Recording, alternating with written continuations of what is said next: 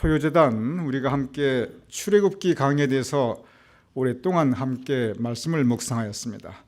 출애굽기가 끝나고 이제 이 다음엔 뭘 할까 많이 고민을 하였습니다. 출애굽기에 이후에 이어지는 레위기하고 그리고 민수기 온통 율법에 대한 가르침입니다.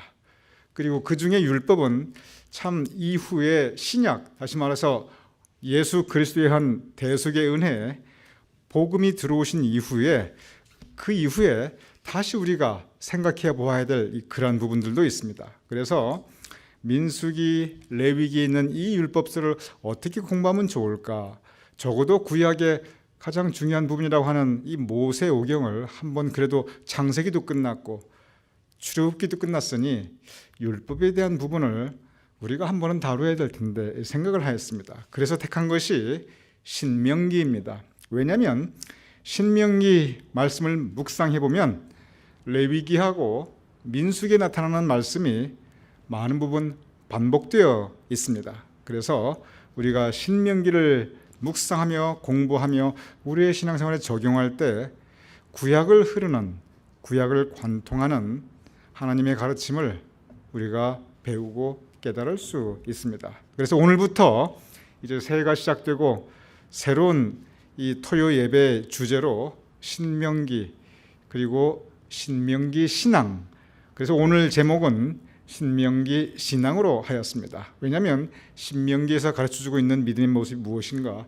그것을 이제 저와 여러분이 이 토요 재단을 통해서 함께 묵상해 나가도록 하겠습니다. 다시 말씀드립니다. 출애굽기가 이제 끝났습니다. 여러분과 저 함께 출애굽기를 공부하였습니다. 그 후에 세월이 흐릅니다. 광야 40년이 지나갑니다. 40년 세월이 그때나 지금이나 절대 짧은 것이 아닙니다. 그러면서 아론이 그의 수명이 다하게 됩니다. 아론은 하나님이 세워주신 제사장이었습니다. 그래서 성경이 아론이 이제 그의 삶을 다하는, 그의 수명이 다하는 그 장면을 민수기 20장 25절 26절에 우리에게 가르치고 있습니다. 제가 읽어보겠습니다. 너는 아론과 그의 아들 엘리아사를 데리고 호르산에 올라 아론의 옷을 벗겨 그의 아들 엘리아살에게 입히라. 아론은 거기서 죽어 그 조상에게 돌아가리라 라고 기록되어 있습니다. 하나님께서 아론이 이제 세상을 떠날 것을 분명히 말씀하고 계시면서, 그러면서 그 후에 주시는 말씀이 뭐냐면 그의 아들에게 그의 옷을 입히라, 즉 제사장직을, 그 제사장직을 그의 아들에게 맡길 것을 하나님께서 말씀하고 계십니다. 아론이 누구입니까? 모세와 더불어 이스라엘 민족 광야 40년을 함께 이끌었던 제사장이었습니다. 그리고 모세의 대언자, 즉 모세 말을 대신 전하는 사람이었습니다. 동거동락을 같이 하였습니다. 물론 잘못도 더러더러 많이 하였습니다. 모세의 뜻과 전혀 다르게 이 백성들 앞에서 말씀을 바로 세우지도 못하기도 하고, 그리고 귀가 얇아서 이렇게 홀깃 저렇게 홀깃 이 주관을 세우지 못한 그런 때도 있습니다. 성경에 보면은 완벽한 사람이 없어요. 허물 없는 사람이 없습니다. 굳이 지적하기로 말하자면은 도대체 잘못투성이 아닌 사람이 없습니다. 아론도 마찬가지였습니다. 모세도 마찬가지였습니다. 그런데 비록 그렇게 허물 많고 그렇게 여러 가지 결점이 있지만, 그러나 그 마음 중심, 성경은 항상 하나님께서 마음 중심을 보시는데 아론이나 모세나 그 마음 중심은, 그래도 하나님 섬기고자 하는 그 마음 중심은 변한 적이 없습니다. 하나님께서 그러한 아론과 모세를 기뻐 받으십니다. 그리고 끝까지 사용하여 주십니다. 아론이 그의 삶을 다 마치고 저렇게 마지막 모습을 맞게 됩니다. 그 이후에 조금 더 구체적인 모습, 민수기 20장 27절 그리고 28절 여러분이 한번 읽어주시기 바랍니다. 시작.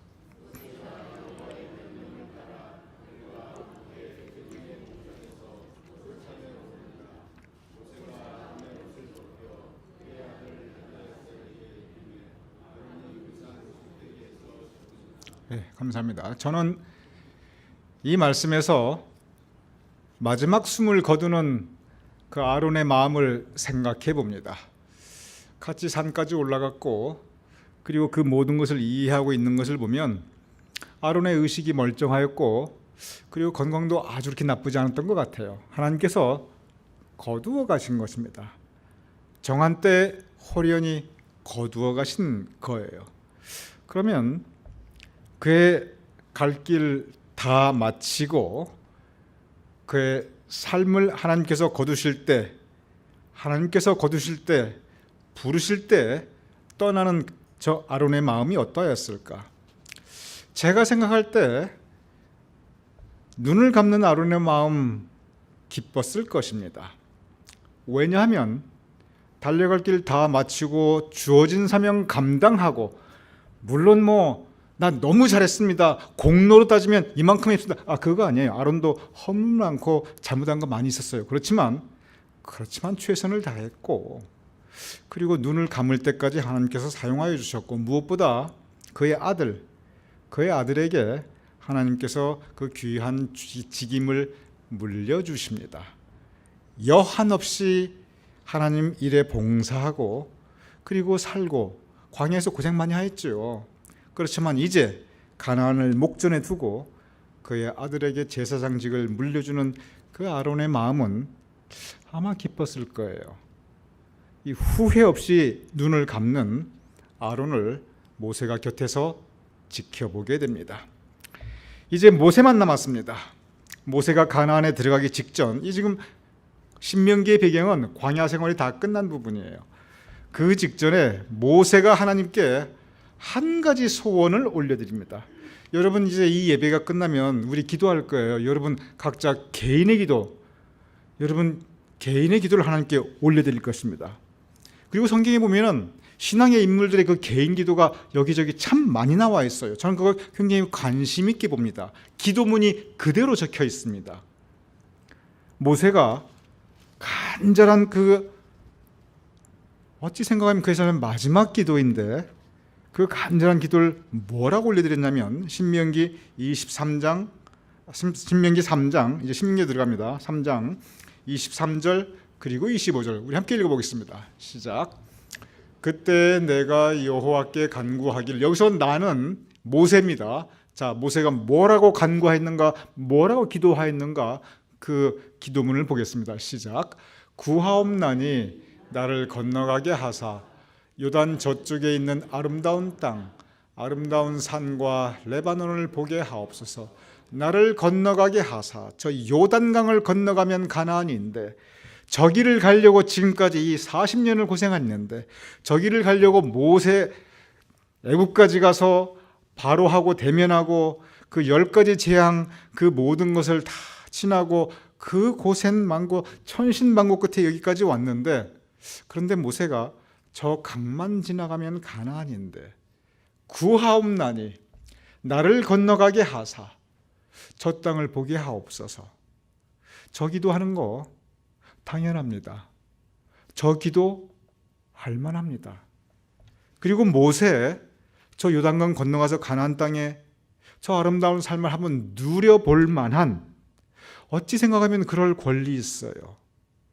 그런데 하나님의 응답이 3장 27절에 하나님의 응답이 이렇게 옵니다. 우리 같이 읽어보겠습니다. 시작. 너는 비스가 산 꼭대기에 올라가서 눈을 들어 동서남북을 바라보고 내 눈으로 그 땅을 바라보라. 너는 이 요단을 건너지 못할 것입니다. 참 야속하십니다. 눈으로 보라 이거예요. 얼마나 아름다운 땅인지, 얼마나 좋은 땅인지 눈으로 보고, 그런데 너는 이 요단을 건너지 못할 것이라. 너는 거기 들어가지 못할 것이라. 지금까지 40년 동안 저기 가기 위해서 여기까지 왔는데 펼쳐 보여주시기는 하는데 너는 요단을 건너지 못할 것입니다. 내 형 아론과 마찬가지로 요단강을 목전에 두고 너는 죽을 것이다. 그 뜻입니다. 성경이 굉장히 점잖게 표현했는데, 너는 이 요단을 건너지 못할 것이며 너는 여기서 죽을 것이다. 그 뜻입니다. 여러분, 여기 보면 우리가 뭘 볼 수 있냐면 모세가 기도했습니다. 모세가 누구입니까? 민족 지도자입니다. 하나님께서 택하신 큰 종입니다. 하나님의 큰 역사를 이룬 신앙의 인물입니다. 모세가 기도했는데 하나님께서 들어주시지 않았습니다. 모세가 저 기도를 대충 했겠어요? 목숨 걸고 한 기도지요. 간절히 기도했겠지요. 그런데 하나님께서 외면하십니다. 응답받지 못했어요. 여기서 우리는 오늘 기도 중에 박난식 권사님 저는 우리 신년 특별 새벽 기도회 때 함께 우리가 했던 기도하는 믿음, 그 가운데서 우리가 기도에 대해서 지난 첫 주 말씀을 나눴지만 바로 그 기도의 응답에 대해서 우리가 다시 묵상해 보아야 합니다. 기도 우리 열심히 해야 됩니다. 최선 다해 해야 됩니다. 간절하게 해야 됩니다. 왜냐하면 기도는 하나님의 마음을 두드리는, 그리고 하나님의 마음의 문을 여는 열쇠이기 때문입니다. 기도한데, 그런데 기도의 가장 큰 과제는 뭐냐면, 기도의 가장 큰 과제는 제가 다시 반복해서 말씀드립니다. 가장 큰 기도의 과제는 우리가 기도한 대로 하나님께서 응답해 주시면 어려울 게 하나도 없어요. 감사하고 찬양하면 됩니다. 그런데 기도의 가장 큰 과제는 응답받지 못할 때 어떻게 할 것인가, 여기에 신앙의 도전이 있어요. 그리고 신앙의 가르침을 성경에서 곳곳에서 주고 있습니다. 모세의 기도도 마찬가지입니다. 얼마나 열심히 기도했겠습니까? 얼마나 간절하게 기도했겠습니까? 그리고 이게 잘못된 기도입니까? 당연한 기도이죠. 할 만한 기도한 거예요. 그런데 하나님께서 들어주시지 않았어요. 그때 어떻게 할 것인가? 다시만 반복해 드립니다. 우리가 기도할 때 우리가 믿음 가지고 기도해야 되고 간절하게 기도해야 됩니다. 물론 기도가 응답받지 못하는 기도도 있지만 이 기도 하나님께서 응답해 주실까, 응답해 주시지 않으실까, 여러분 이렇게 기도하지 마시고 응답해 주실 것이라고 믿고 간절히 기도해야 됩니다. 주시든 안 주시든 하나님의 영역입니다. 우리는 기도해야 됩니다. 그런데 응답이 마침내 왔을 때 그 응답이 무엇이든지, 그 응답이 우리의 원하는 대로 이루어 주셨든지 아니면 우리의 뜻이 아니라 하나님의 뜻대로, 하나님의 계획대로, 그리고 그 하나님의 뜻과 계획이 우리의 뜻과 계획과 다르기에 하나님의 뜻과 계획대로 이루어 주시든지, 즉 우리 뜻대로 안 되었든지 우리는 그 응답에 순종해야 됩니다. 그 중간 과정이 있습니다. 응답을 주셨든지 아니면 아예 응답을 안 주셨든지, 그런데 그 중간 과정이 뭐냐면 기다림의 과정이 있습니다. 아직 응답을 받지 못한 거예요. 성경에 비록 더딜지라도 기다리라, 이 말씀이 있습니다. 우리는 그 중간에 걸쳐져 있는 그 시간은 비록 더딜지라도 기다리라, 그냥 기다리는 것이 아니라 우리는 계속 기도하며 기도해야 합니다. 그리고 빌리 그레이엄 목사님 말씀처럼 제가 여러 번 말씀드렸지만 기도는 반드시 응답이 있는데 그 응답은 yes, 우리가 원하는 대로 하나님께서 응답하여 이루어 주시든지 no, 그것이 우리의 뜻과 다른 하나님의 뜻이 있기 때문에 그 응답을 우리가 원하는 대로 들어주시지 않든지, 그리고 그 중간 과정은 wait, 기다리라입니다. 모세가 응답을 받았습니다. 그런데 응답은 모세의 뜻이 아닌 하나님의 뜻대로, 즉 모세가 원하는 것을 이루어 주시지 않았습니다. 그때 모세가 순종합니다. 그러면서 묵상합니다. 모세의 묵상은 뭐냐면 내가 하나님 앞에 제대로 바로 서지 못한 부분이 있었구나. 내 백성만큼은 하나님 앞에 바로 서게 해야겠다. 바로 이 생각을 모세가 합니다. 그리고 그것이 바로 신명기의 배경입니다. 다시 말씀드립니다. 신명기가 출발하는 그 배경은 뭐냐면 모세가 기도했어요. 나로 하여금 저 가나안 땅에 들어가게 해주십시오. 그것 때문에 내가 40년을 천신만고 여기까지 왔습니다. 그것 때문에 내가 저 백성을 인도하였습니다. 그러니 하나님 저 요단강을 건너게 해주십시오. 하나님께서 응답하십니다. 너는 그 요단을 건너지 못할 것이다. 너는 눈앞에 볼 수는 있어도 여기서 죽을 것이다. 인간적으로 얼마나 서운했겠습니까? 그런데 모세가 그때 하나님 원망하거나 불편한 것이 아니라 내가 하나님 배 바로 서지 못해서 그랬는데 내 백성만큼은 하나님 앞에 바로 서서 그 모든 축복을 누리게 해야겠다. 그 결단, 그 믿음, 하나님 응답에 들어주시지 않은 그 응답에 순종하는 마음이, 그것이 바로 신명기의 배경입니다. 신명기 4장 1절 이렇게 기록되어 있습니다. 이 부분 굉장히 중요한 말씀이신데 우리 함께, 새벽이지만 오늘 마지막 본문인데 큰 목소리로 우리 함께 읽어보겠습니다. 이것이 신명기의 출발점입니다. 시작. 이스라엘아, 이제 내가 너희에게 가르치는 규례와 법도를 듣고 준행하라. 그리하면 너희가 살 것이요 너희 조상의 하나님 여호와께서 너희에게 주시는 땅에 들어가 그것을 얻게 되리라. 이제 내가 너희에게 가르치는 규례와 법도, 하나님의 말씀입니다. 듣고 행하라. 참 말씀이 너무 귀하지요. 듣고 행하라, 준행하라, 힘써 지키라는 말입니다. 규례와 법도 하나님의 말씀입니다. 신명기가 무슨 뜻이냐면, 이 신자가 무슨 뜻이냐면, 여러분 신신당부하다, 신라면 할 때 그 신자가 아니고 신신당부하다 할 때 그 신자예요. 신신당부하다 무슨 뜻입니까? 거듭해서 내가 힘줘서 말하니 이것 꼭 지켜달라 부탁하는 거지요. 그때 신입니다. 거듭신입니다. 또 다른 뜻은 펼신입니다. 확 펼쳐준다는 신입니다. 즉 하나님의 명령을, 명자가 명령명자예요. 하나님의 명령을 거듭기, 당부하며 기록한 것, 그게 신명기입니다. 다른 의미로는 하나님의 명령을 가나안에 들어가기 전에 이스라엘 백성 앞에 확 펼쳐서 들으라, 그리고 행하라, 그것이 신명기입니다. 참 번역을 잘했어요. 원래 신명기의 영어는 듀트라노미라고 그러는데 이 듀트라노미가 두 가지 라틴어의 합성입니다. 맨 끝에 노미는 영어로 놈자의 그 어원이에요. 놈, 규칙, 법칙이란 뜻입니다.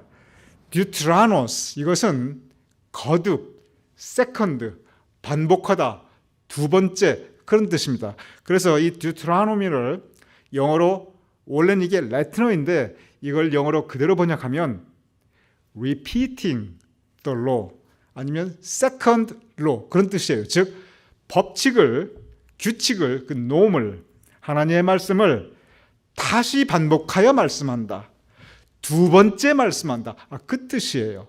그러면 왜 거듭이란 말이 나오는가? 왜 두 번째라는 말이 나오는가? 왜 반복한다는 말이 나오는가? 그 이유가 있어요. 출애굽기, 레위기, 민수기, 이미 여기에 하나님께서 주신 그 명령, 그 말씀을, 저기 규례와 법도가 출애굽기, 레위기, 민수기에 이미 나와 있습니다. 그것을 다시 거듭하여, 거듭신, 또는 두 번째 다시 반복하여 듀트라노스, 그것을 놈, 규칙, 명령, 저 명령명제를 다시 가르쳐준다. 그리고 그것을 기록한 것, 기록할 기, 그래서 신명기입니다. 이 신명기는 그래서 구약에 나타나는 모세 오경을 다시 한번 이스라엘 백성에게 말씀해 줌으로 인해서 그 말씀을 듣고 준행하라, 그리하면 너희가 살 것이요. 여러분 여기에서 너희가 살 것이요, 이게 무슨 뜻인지 아세요? 성경 말씀 우리가 묵상할 때 그 배경을 알고 상황을 알고 무엇보다 감정이입, 정말 이 말씀을 이스라엘 백성이 주는 그 모세의 마음을 생각해 보면 우리가 더 깊은 은혜를 받을 수 있어요. 저기서 너희가 살 것이요, 이 말씀은 아까 배경을 말씀드렸죠. 지금 모세는 죽음을 앞두고 있어요. 나는 비록 여기서 죽지만 너희는 살아야 된다. 나는 죽더라도 너희는 살아야 된다. 어디에서? 가나안 땅에서. 어떻게? 말씀을 듣고 준행하면, 그 뜻입니다. 왜 이스라엘 백성이 사흘 길이면 갈 것을 40년을 방황하였습니까? 말씀에 바로 서지 못했기 때문에 그렇습니다. 성경에 보면 왜 모세가 가나안 땅에 못 들어갔습니까? 말씀에 바로 서지 못했던 부분 때문에 그랬습니다. 그런 그 모든 것을 돌아보며 모세가 유언하고 있습니다. 내가 이제 하나님의 말씀을 신명 다시 거듭하여 가르쳐 줄 테니 듣고 준행하라. 나는 죽더라도 너희는 살 것이요. 나는 거기 들어가지 못하지만 너희는 그 땅에 들어가서 그 땅을 얻게 되리라. 얼마나 간절하게 모세가 이 말씀을 했겠습니까? 그러면서 다시 하나님의 말씀을 펼쳐 반복하여 가르쳐 주는 것, 그것이 신명기입니다. 우리 앞으로 이 신명기를 통해서 모세가 목숨 걸고 전해주는 그 말씀을 우리가 다시 한번 묵상하며 우리도 듣고 준행할 수 있는 저와 여러분이 될 수 있기를 주님의 이름으로 축원합니다. 우리 함께 기도하겠습니다.